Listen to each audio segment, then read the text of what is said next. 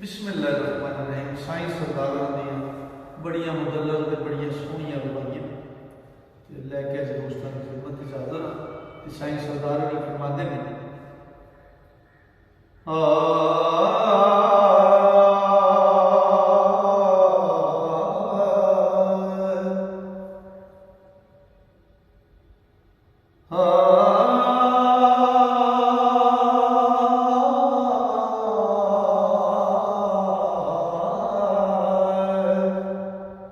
जेड़े पुल तो मक्खियां शहद छानन उथों ढूंढ ले जैती लुभ जांदा।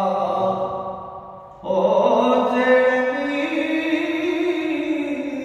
मील तो तेरा कलीम गुजरे उथे टब्बर फिरौन दा डुब जांदा।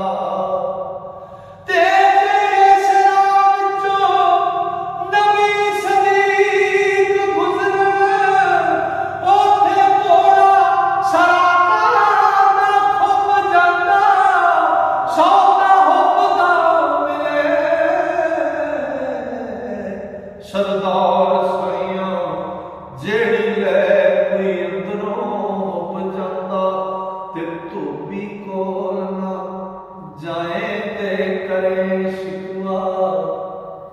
जामा नहीं उम्मीद दा साफ होया ओ केड़े रब नूं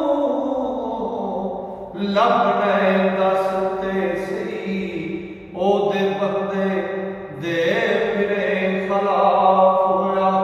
ते सोना कदी ना हुस्न दा बने जेवर बेरमान नहीं जदों सराफ होया। ओ मेरे बंदे दा जो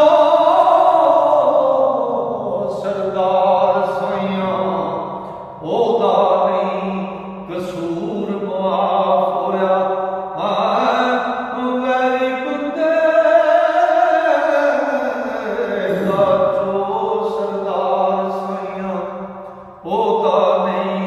कसूर मुआफ होया ते किसे चमकदी किसे अख विच चमकदी चमक जाती।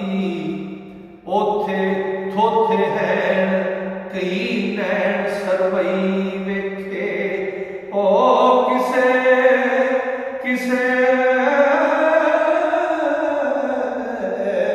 ते गोदड़ी ते टरां मार दे कई तरपई वेखे। मैं खाता रसालत दे बिंद सादक ओ लखां बेचिया किने नशई वेखे। ओ मेरे मर्द पुरदर्द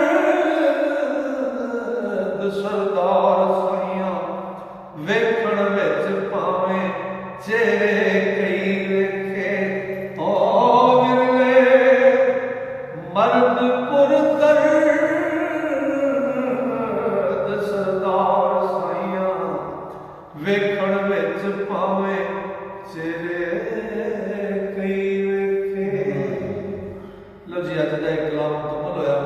इंशाअल्लाह मेरे रब ने फजल कीता कि जे सामा ने जारी की इस तो अगला कलाम लैके फिर दोस्तों की खिदमत हाजिर होवांगे।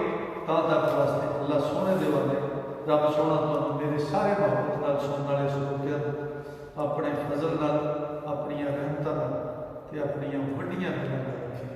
अस्सलाम वालेकुम।